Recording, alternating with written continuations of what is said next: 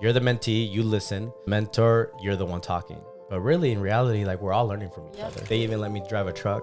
I crashed that truck. Is college worth it? I would say Welcome to Career Canvas, where you can explore and design. your future career. My name is Manger. And my name is Juan Cangas. Okay, so Coach, tell me, why did we decided to start this podcast? Well, we decided to start this podcast because we both work with young people. You know, I am a motivational speaker, leadership facilitator. I do an after-school program. I think that's been the most difficult thing for students to navigate is the career journey.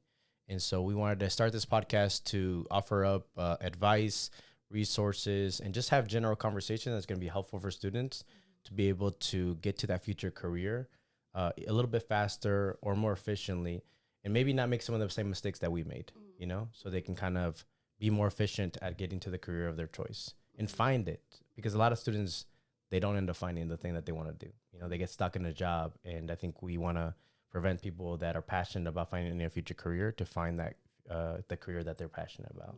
And who specifically do we want to reach?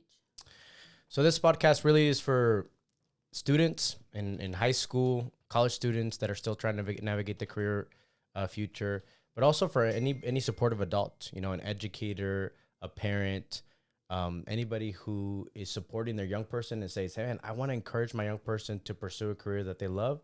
I just don't know where to start. I don't know what resources I can tap into. I don't know what the questions I should ask them. In fact, one of the things we'll hopefully talk about later on is stop asking people like, hey, what do you want to do with your future? Because most of them don't know.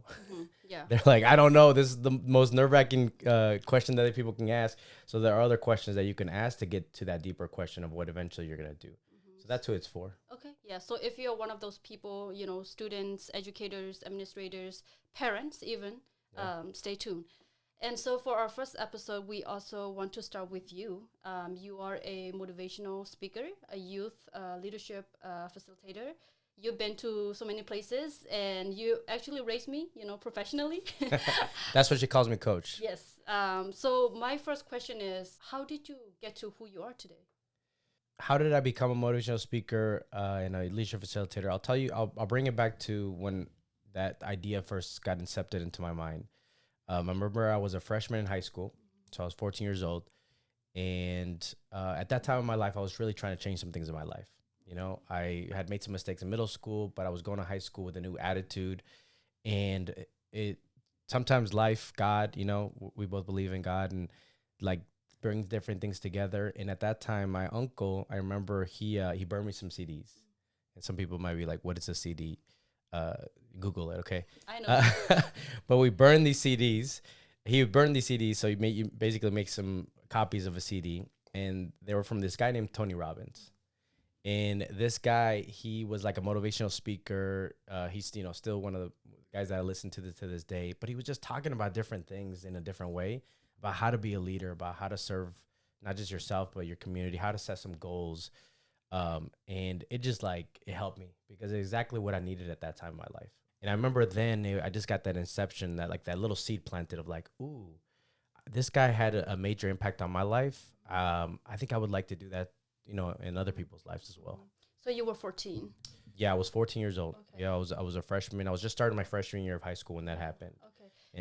And I listened to those CDs like over and over again because this was, again, I'm old. This was before YouTube. I couldn't just go on and listen to like a motivational something on YouTube, you know? Like I would listen to these CDs and they made a big difference in my life. And so later when I became a speaker and a facilitator and I started realizing, why is it that I want to do that? I kind of look back in my life and I'm like, ooh, that's when the seed got planted. So he was like your mentor, you know, like a family member who really want to invest in you. And for some of our students who, let's say, don't have that type of people in their life, how do you find a mentor? You know, he did mentor me and he gave me advice. I think one of the best ways is just to be looking. There are people all around you, but sometimes we're just not willing to look for the right mentors. Also figuring out like a kind of what you want out of life. What do you want to get out of life? Because then you'll start seeing people that are in a place that you want to be in. And that's, you know, I think that's what one of the descriptions of a mentor is somebody who is maybe a little bit, a few steps ahead of you in the direction that you want to head, and they can kind of show you the steps, like, hey, this is what I took, this is the mistakes that I made, so that you don't have to repeat some of those things, you know. Because eventually, I really believe if you are determined enough and if you don't give up, eventually you're going to get to the goal. But do you want to get to the goal in 10, 15 years, or do you want to get to the goal in 5 to 3 years? You know, I think a mentor can speed up that process because they can show you what didn't work, what did work. And I have heard this quote about the differences between a coach and a mentor. In your own opinion, what would you say the differences are? I think for me, the difference between a coach and a mentor would be a coach is someone who is kind of like more telling you what to do. You know, like, hey, these are the next steps. This is the action plan. This is the play we're going to run. You know, this is, and for example, in sports, it's more like I'm telling you what to do. I think a mentor walks alongside you. Okay. You know, there's someone who's like, hey, I'm on this journey with you. Yeah. And yes, I might be a few steps ahead of you, but I'm doing the thing that I'm asking you to do. You know, I'm almost like on the field with you. Yeah. You know, because, for example, like, I'm thinking about it like in a football game, you know, if somebody likes to play soccer, like your coach is out off the field, so they can kind of see things that you can't see, and they're telling you what to do. But you could have a mentor within the field. You know, you could have an older player that has a little bit more experience that's playing the game with you, but they're right in the field with you as well. For college, I know that you also study psychology. Who inspired you to do that, or like did you already know what you wanted to study before you got into Yeah, no, so kind of brings me back to my story. So all throughout high school, I was really determined to get good grades, and then get to college. And that was one of the things that I heard a lot in high school was like, get to college, get to college, get to college. And coming from an immigrant background where, you know, my parents like were also told that, like, hey, if you want your son to be successful, then he's got to go to college. And so if there's any parents or any adults that are watching this, sometimes we do a disservice to our students because we give them limited amounts of careers to pursue, you know, especially if you're an immigrant, you know, this, like, it's like, if you become a doctor, if you become a lawyer, like if you become a nurse, you know, or one of these like 3 or 4 positions, like that's the main thing, then that's what you got to do. And your parents push you and push you. And one of the reasons that we go to college for a lot of immigrant students is we want to make our parents proud. Yeah. And so we say, okay, we go to college because we want to make our parents proud. And the thing that will make our parents proud is to be the thing that they've always wanted us to be. Yeah. And then we realize that that's actually not the thing that we want to do. Yeah. And so we have this internal struggle of like, do I want to please my parents or do I want to do what I want to do, which seems so selfish to us because the only reason we went to college was to make our parents proud. But it's untangling that. I think a lot of our, especially immigrant students, they have to untangle that because in their mind, they think if I pursue this thing that my parents don't know about or they don't trust in because they've never found out like what a radiologist is or what a windmill technician does, you know, they're going to be like, what are we going to do? Or a podcaster or YouTuber or video game designer, you know, then I'm going to upset them and they're not going to be proud of me anymore. Yeah. But the reality is that really what your parents want most is they want you to be happy. Yeah. You know, they want you to be happy. They want you to be fulfilled. They want you to be self-sufficient. Yeah. And if you pursue something that you love in a career, you're going to be happy. You're going to be self-sufficient because people will pay you for a limited amount of skills. Like if you love to do something, you're going to gain those skills.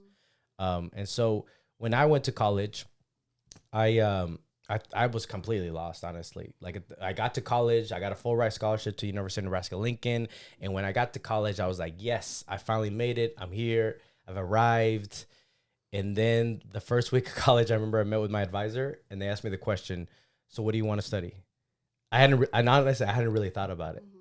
And I was like, I don't know. And then I started thinking, well, my dad is an electrical engineer in Mexico. And I really, you know, I've always wanted to be like my dad. I've always wanted to make him proud. And so I thought, you know what? I'm good with math. I'm good with science. I like it. You know, I got good grades. That's another way that we give advice to students. It's like, oh, you're good at this. You should do that. But that's not necessarily always a connection. You could be good at something and not enjoy doing it. Right. Exactly. And so I remember that I thought, well, you know what? Maybe I'll be an electrical engineer like my dad. And so that's what I did first is I actually went into electrical engineering for my first semester. And then I'll tell you what, I remember this lab. I had this one lab where I had to turn this little LED light, kind of like one of these right here. and I put these circuits together and figure out how to turn them on. And I could not get it to turn on. I just couldn't. Like what I found out about myself is I have different strengths, and one of my strengths is not figuring out technical stuff and how to get it put together, you know? Like, that's just not one of my strengths. Like, I can get it done eventually, because one of the things about me is that I'm hardworking and I never give up. And so I was in the lab for like 5-6 hours, and everybody else was done, and I feel like the dumbest person, but I was like, I'm not going to give up. Finally, like, the teaching assistant is like, here, I'll help you out a little bit. And then I got it, and then I passed my class. And in that year, that semester, I got a 4.0. So I got straight A's. Yeah. But it was so hard for me. And there's a difference between, I think, when you're doing something, like, nothing's going to be easy, right? I think a lot of times we give a messaging to students that, hey, get this job so you don't have to work in the meatpacking plant, you know? Get this job so you don't got to work in the fields, get an education so you don't have to work construction, because in our parents and people in our lives, they say that meaning well. Like, what they're saying is, get a job where you can eventually, when you get older and your body is not as strong, right, and you can't do the heavy lifting, where you're going to be able to still work there. But there's a lot of jobs actually that we've deterred students from, like engineer, or like being an electrician, being a plumber, all these different positions. Like, they're going to be difficult work, but sometimes we deter students because it's like a manual labor job, you know? Yeah. And so I did well, but I just realized that how difficult it was. It was, there's certain work that is hard, but it's worth getting through that hard time because, that's part of the process. And then there's work that's hard, and it's just like not fulfilling hard, you know? And so I decided after my first semester, I switched, I ended up switching to business. And then after that, I switched to psychology. And then I stayed with psychology, but then I was planning to go to law school. But here's the thing that helped me. And people might be thinking like, dang, this guy's super scatterbrained. Like, he was just picking boom, boom, boom, boom. But I was just randomly picking, like, I had a strategy behind it. I was just going to say, like, I think the good thing about that is you make decisions so quick that you are not afraid to fail. I feel like I don't like it, let's move on. Because I know some students, they started something. I met a lot of students at UNO, and they started something, they don't like it, but they're like, oh no, I just have to push through. And then 4 years later, they graduated, and they're like, oh, I hate it. That's a good point. Yeah, you're right. I didn't notice that until you picked that out. Like, if I investigated something and I didn't like it, I switched. It wasn't like, oh no, I've already invested this time and energy. I think that's something that was very helpful, because a lot of students, they'll start a program, for example, in nursing, and they'll be like, get all their prerequisites. And then they start actually doing some of the work, some of the practicums. They're like, oh, actually, I don't really like this.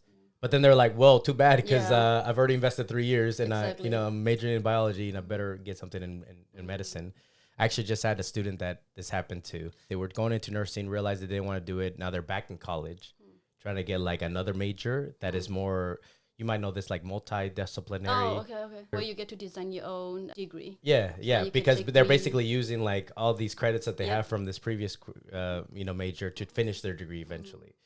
Yeah, that's something I did do. So here's the thing that I always advise to students is, once you think you want to do something, go out and taste it, right?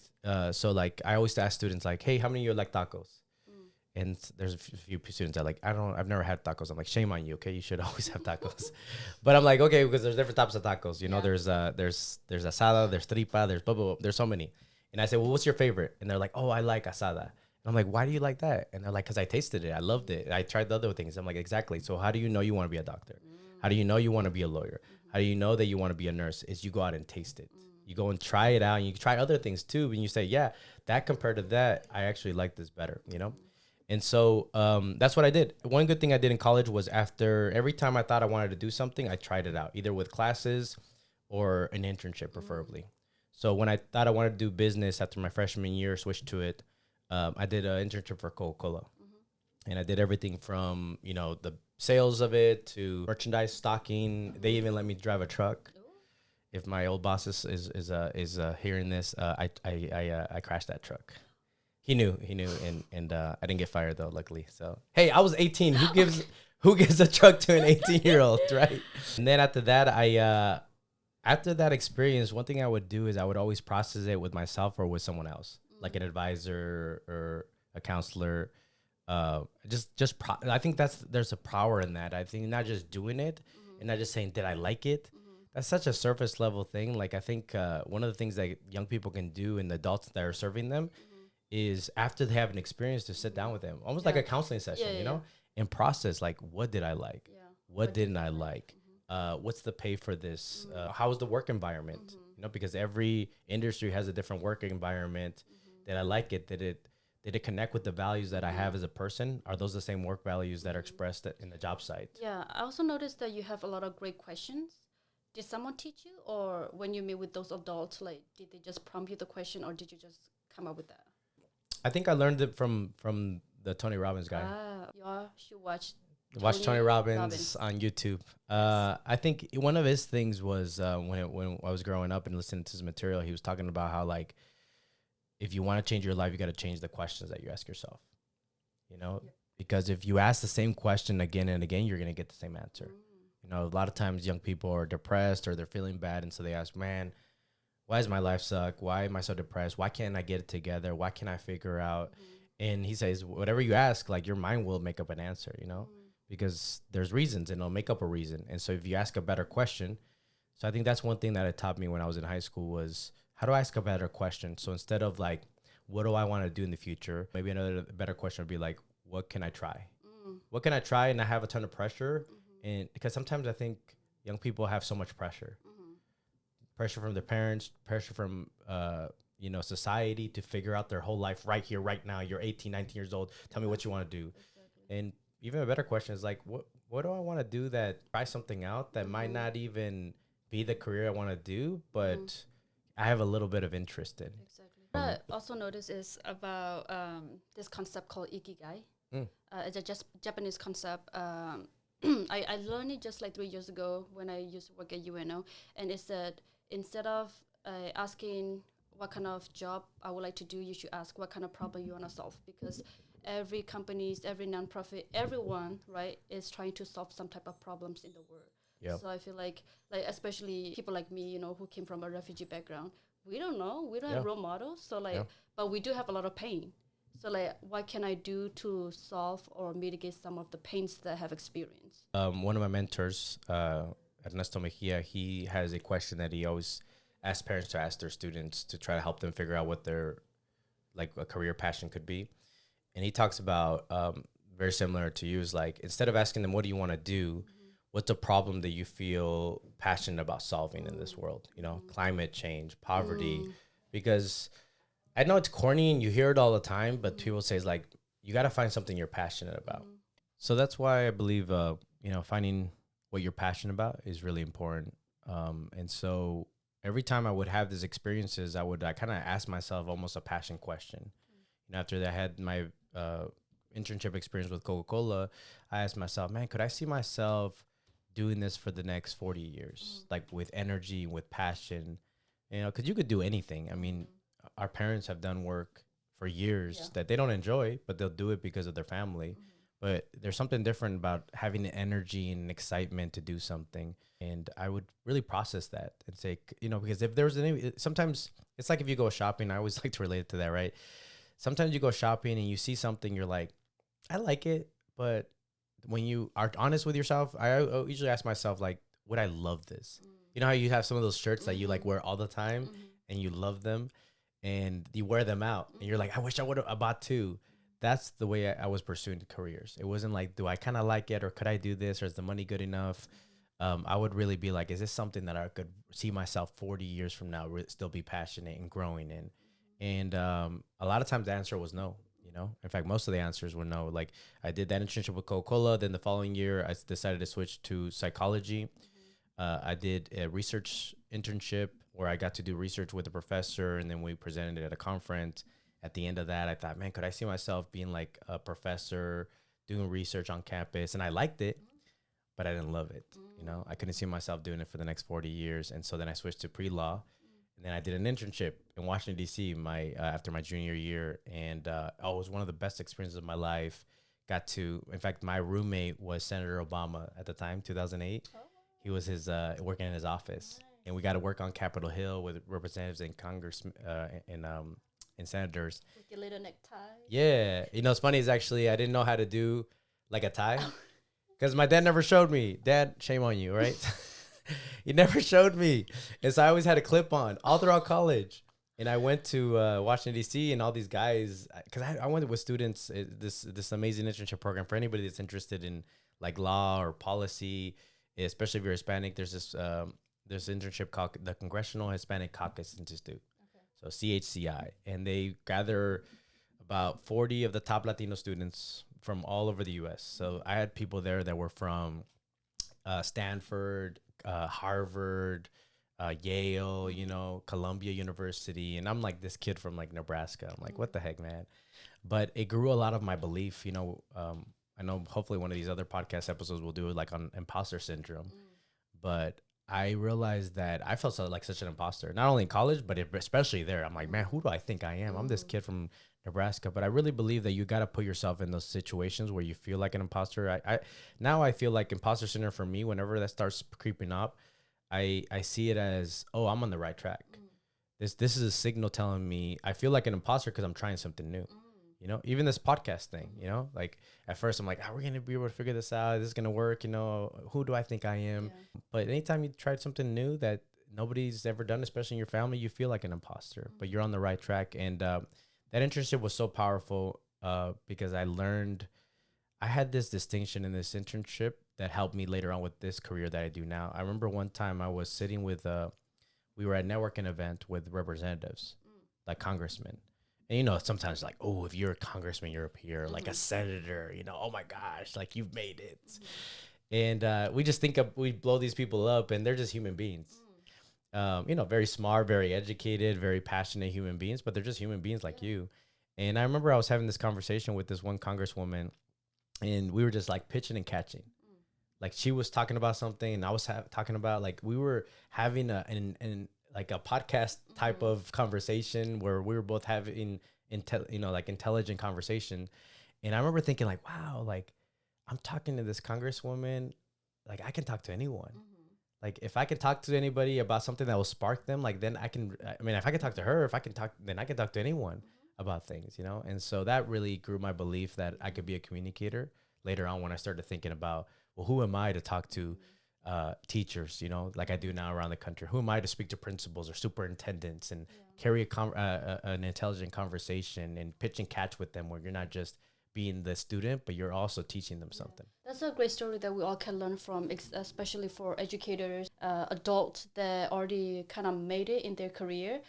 Don't shy away to talk to the next generation. I feel like many times, example, me as a mentee, right? Sometimes I will be shy, but it's important that you invest in the next person. You take the initiative as a leader to mentor the next person, right? And it doesn't have to be like a official mentoring. It can be just like you see a kid CD and then you go talk to them. I think that's so important. Yeah, absolutely. I just thought about something right now when you were talking about that. Was even like that took an openness from her to be like, oh, this student has something worthwhile. You know, there's something that I need to learn from them. I think sometimes we see a lot of times with the mentorship relationship, it's like, well, you're the mentee, you listen. The mentor, you're the one talking. But really, in reality, like we're all learning from each other, you know? And even sometimes it's like, even if you're not learning from your mentee, you're remembering. I remember when I first started. I remember how I felt, you know? Like watching you start your own business, like, and do the like struggle at the beginning and trying to figure your footing and your messaging and what works and what doesn't. I'm not saying I'm like far along from you. I'm a couple steps, but I remember like, I remember when I was like, am I gonna make it? Like, is this, am I gonna have to go back and get another job, you know? And it reminds me of, it actually reminds me of how far I've gone. Sometimes you lose sight of like how far you've made it, you know? Do you appreciate having a psychology degree? So I'm glad how you're bringing me back to my random talking about everything else. But so after that experience, I came back and I asked myself that, you know, I kind of debriefed it with myself and with an advisor and just talking about like, what did I like, what did I didn't like? Because I wanted to pursue law school towards the end because, again, kind of coming back to that, I want to make my mom proud. And my mom, it's like doctor or lawyer. And I remember the day I told my mom I was going to be pursuing a law degree or going to law school. And she's like so happy. She was like, oh my God, Mijo, and she's like, "Estoy tan orgulloso de ti. I'm so proud of you." And then I went to this experience and I learned a couple of things about the law that I didn't realize, that a lot of what lawyers do in the law process is reading and writing, because you're reading, previous law, you're reading articles, you're doing research, and then you're writing a lot of things. And there are two skills that I'm not very good at, and I don't really enjoy at all. Can you guess what they are? Reading and writing. Exactly, yeah. I just don't. I mean, I'm gifted in different ways, right? Yeah. I like this. Yeah. Like, I could do this all day long. I could talk. I could, that's my form of communication that I'm good at, but not only am I good at, but I enjoy communicating in a way, right? And I realized that I became a lawyer. I was 60% of the time I was going to be doing reading and writing, things I didn't enjoy. And that's the thing, is because I had seen movies, right, and TV shows where the lawyers and like all this action, right? It's like, I object. And they're in the courtroom. But I realized, like, sometimes the things you see on TV or you see on YouTube or TikTok, like that's maybe 20% of the job. But you got to realize what's the 80% of it, right? The prep, yeah. And are you going to enjoy doing that? Or is it worth doing that to gain that? And so I realized I had this epiphany because I was wanting to do I had to do the, there's a test I'm blanking out on for the law school. You have to take a test. The LSAT. Yeah, the LSAT. And I wasn't taking it. And now there's sometimes you procrastinate, but you're just because you're worried about it. But this was a different procrastination. It was like I was holding myself back. And whenever you're holding yourself back from something, I really feel like you got to like ask yourself why. Because sometimes you're like, oh, I'm just not doing the things I need to do. Oh, I'm just being lazy. I think sometimes you're holding yourself back because you're actually trying to like communicate something effectively that you're not listening to. So your body is telling you something. Your body's telling you something. Your mind's trying to tell you something. But especially in this day and age, we just are always listening to things, podcast, music, and we drown out our inner voice. And I really think like sometimes that hinders a lot of our students because they feel like they're lazy. They feel like they're just procrastinating, but they're actually, some of them are holding themselves back because they're not listening to, actually, I don't want to go down this road. Actually, I'm just doing this to please other people, but I'm not doing it to please myself. And unless you have those real difficult conversations because they require then action afterwards, then sometimes you're going to think you're just lazy or procrastinating when you're really just holding yourself back. So I had that conversation with myself my senior year, and I realized, you know what? I actually don't want to be a lawyer. It was a good epiphany, but wrong timing because I was about to graduate. I was going to graduate 3 months. Can I change it now? Yeah. And well, I did though. I did change my plans. I think going back to what you're saying, I think I never realized how important that was, but to actually have the guts to change, and I just followed that path because I could see how a lot of people just are like, well, I'm already on this track. I'm already in this track, so I'm going to stay on this track. And then you just kind of feel like you're being led in a current. And I feel like a lot of students that I talk to are that they start a certain pathway, and now we're trying to get students earlier and earlier to try to pick what they want to do. Like I was just in Idaho in a conference, and by 8th grade over there in Idaho, they have students try to determine what it is they want, what pathway they want to go into high school. And depending on that, like, am I going a technical route? Am I going medicine? Am I going, business? 8th grade? And then once you get caught up in that track, then you start taking classes. And when we start taking classes, then it's like everything's dependent on that. And I think it's harder to be able to change, So I think, I don't know, what the solution is, but I think you got to give people flexibility. And you got to make it okay that if they're working towards exploring different careers, it's okay to change. But I ended up basically just saying, I'm not going to law school because it's not the right thing for me. I know I don't want to be a lawyer. I have to graduate. I'm going to graduate. And so I started working for Coca-Cola. Because I interned for them, but I worked part-time for them too. And I ended up just graduating. I got a full-time job with them. And let me tell you what, I think I needed to have that experience because when I worked for Coca-Cola, I was making some pretty good money the first year, like more than money than, when you're an immigrant, you don't have a lot of money. It's like a little bit of money is good enough. So you started to do part-time with Coca-Cola, and then you went to try different stuff first, and then you come back to work with them? Yeah. So when you kept in touch? Yeah. So when I worked with Coca-Cola for the internship, after that, even though I decided I didn't want to do that, that was my part-time job. Oh, okay. So I kept that part-time job in the weekends. Okay. So I'd work Saturdays and Sundays, and I just like stock shelves. I wasn't planning to turn that into a career. Okay. It's just, college, you need some money. Yeah. Because I had done such a good job with them, they offered me a job, you know, after graduation, and I didn't have any other options. So I was like, well, I can't graduate and like be broke. That's that's an ultimate failure, you know.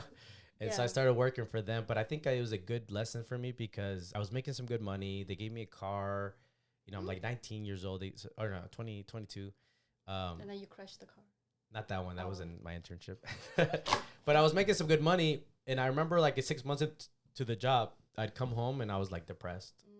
Like I just like didn't want to go out. I was depressed and I couldn't figure out why. I was like, what's wrong with me?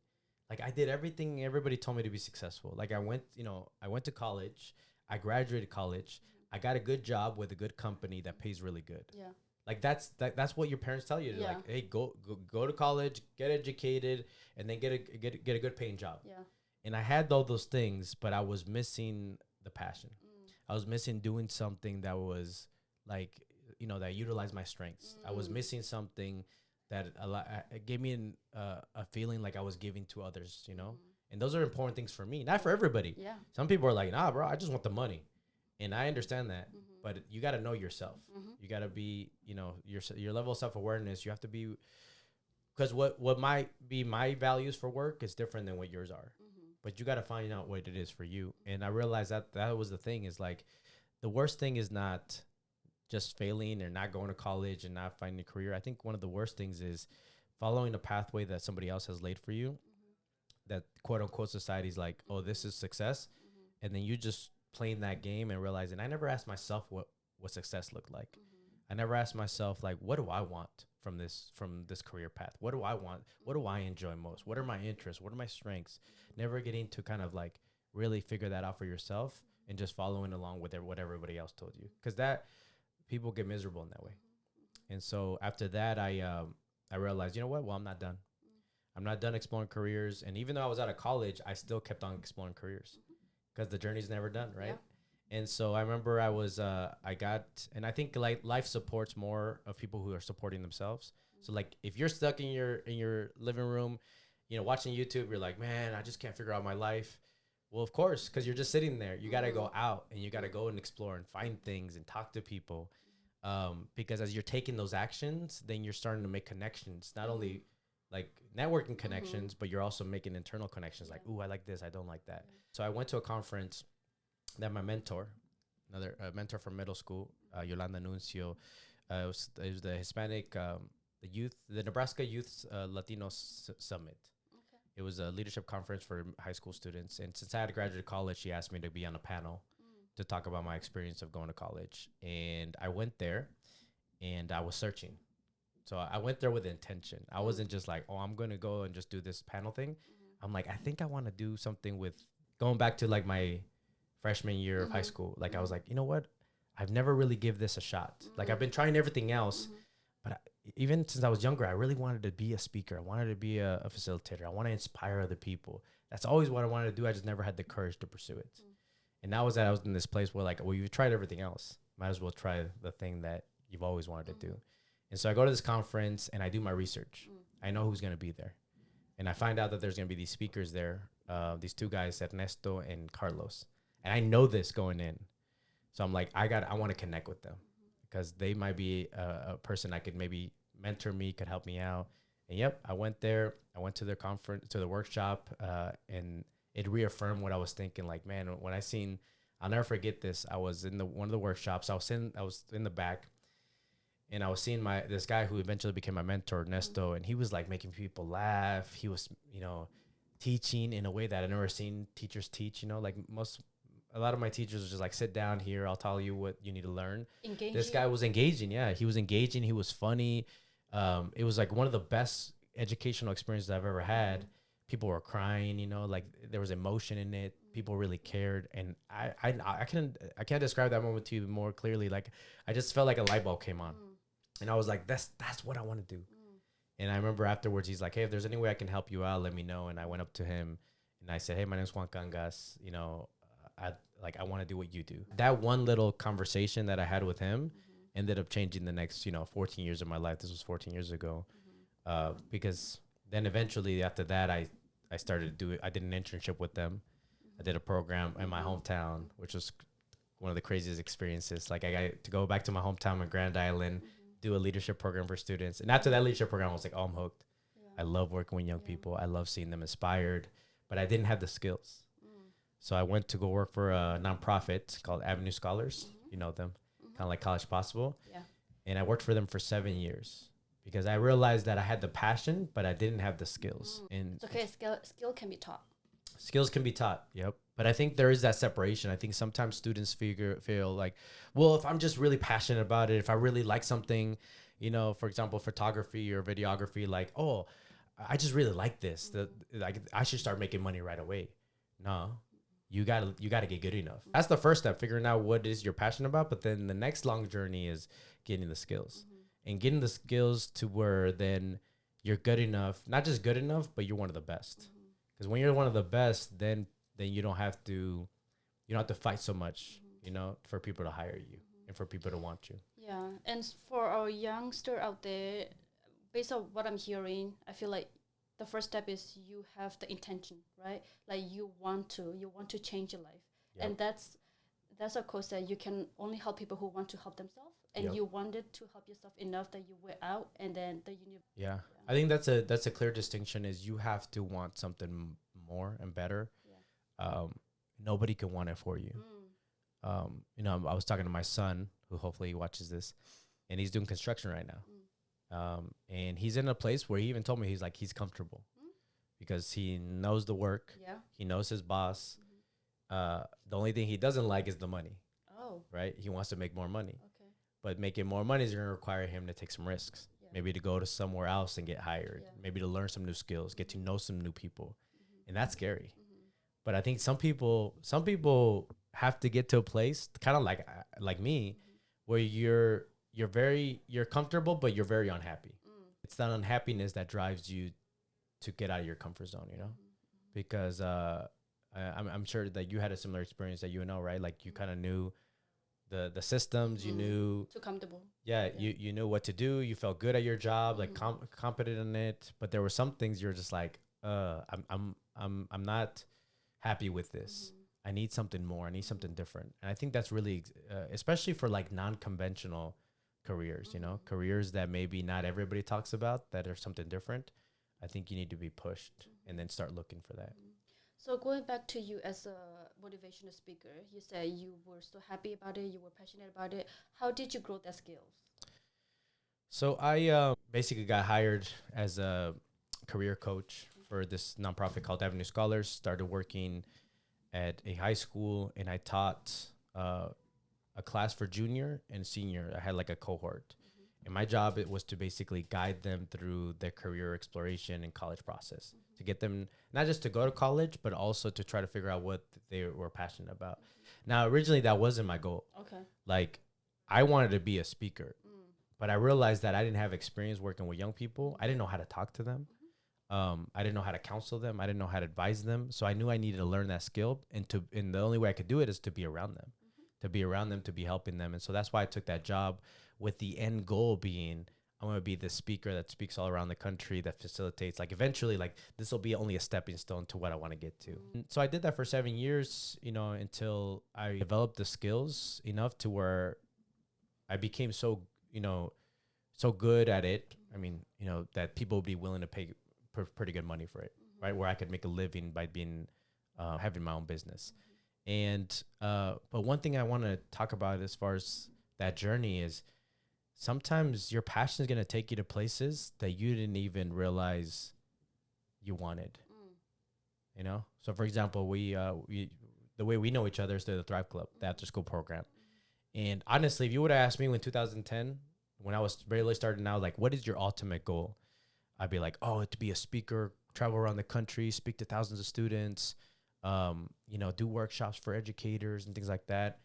Yeah, make some good income for myself and my family. And that was a goal that I had, but I would have never told you, actually, one of the ways that I'm going to be most fulfilled in this career is to start an after school program where I work with young people day in and day out. I see them grow from 6th grade, sometimes all the way to 12th grade.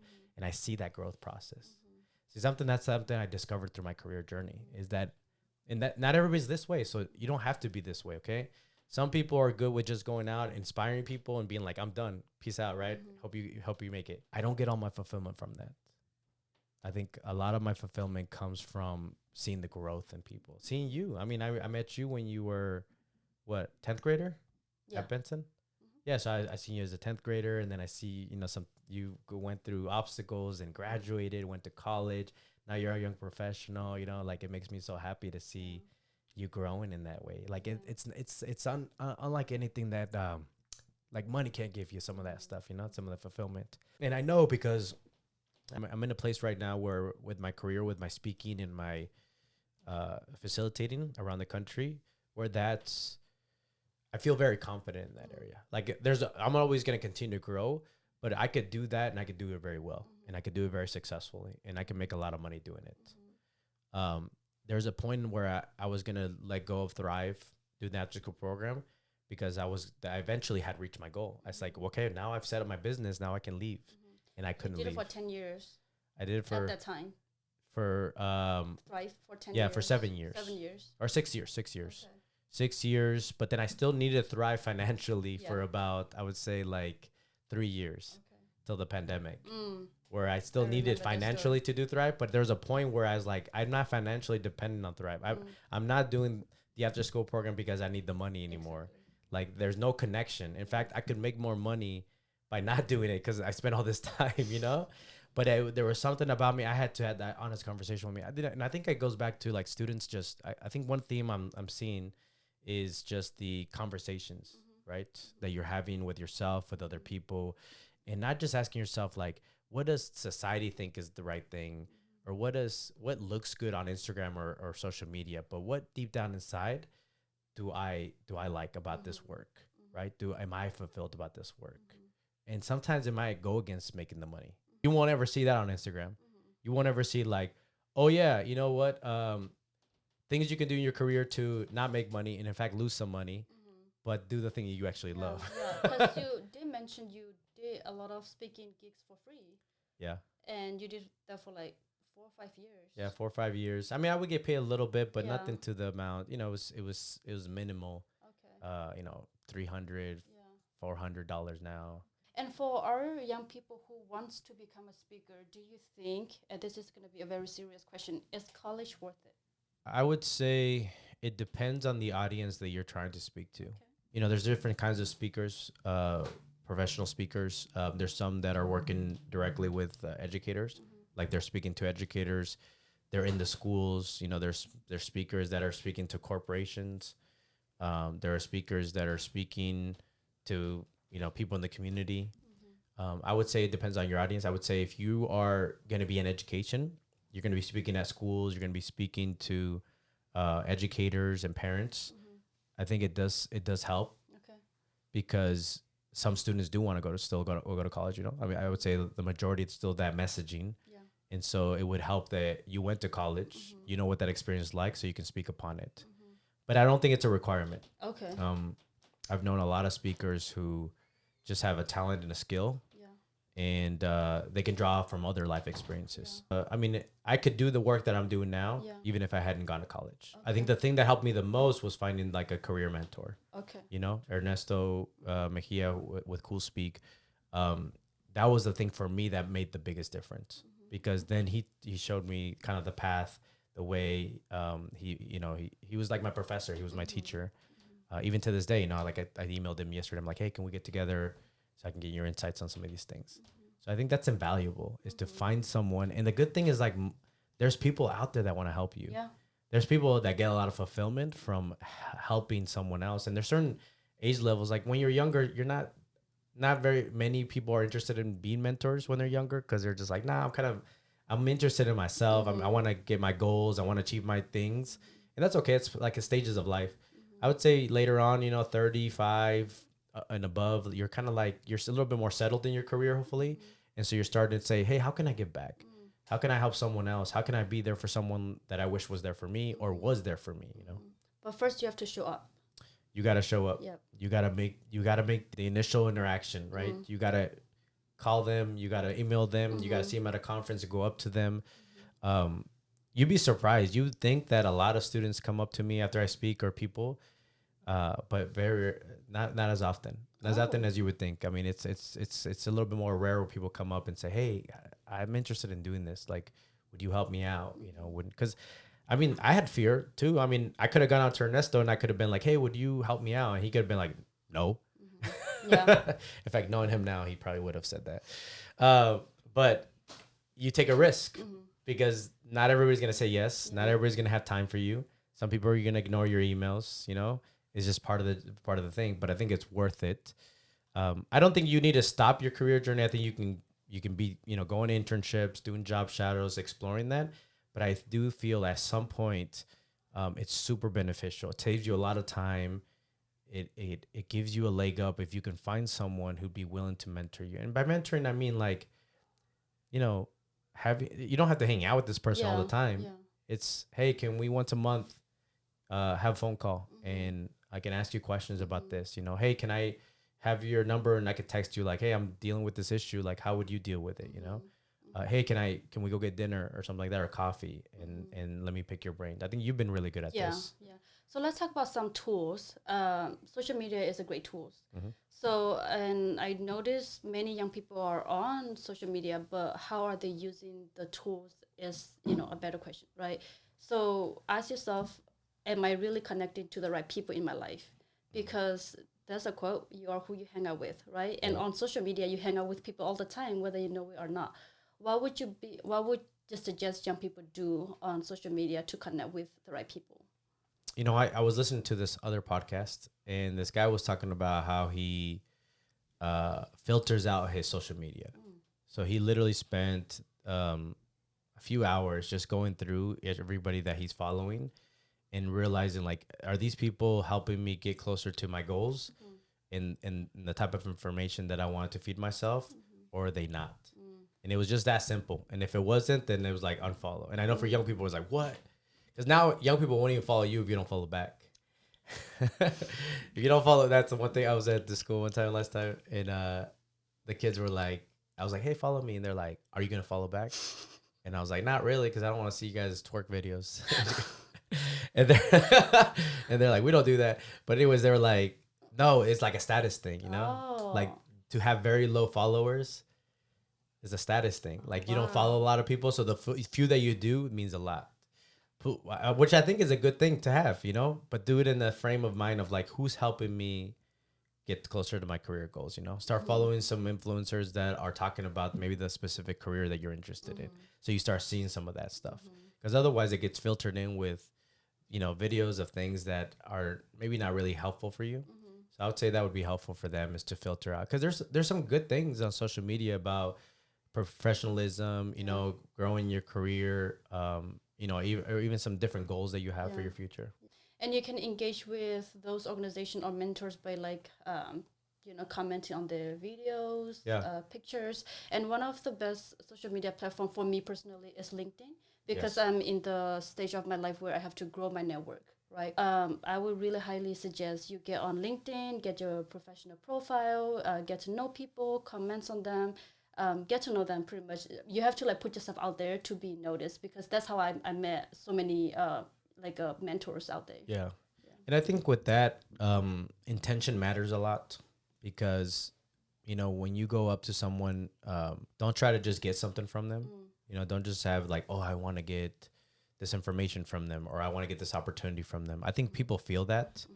And if you go with the intention of like, hey, I want to strike up a good conversation, or is there any way I can help that individual, you know, in any way? Like, maybe you're good at videography, and then you could just offer, hey, I noticed you do some videos. I can shoot for you.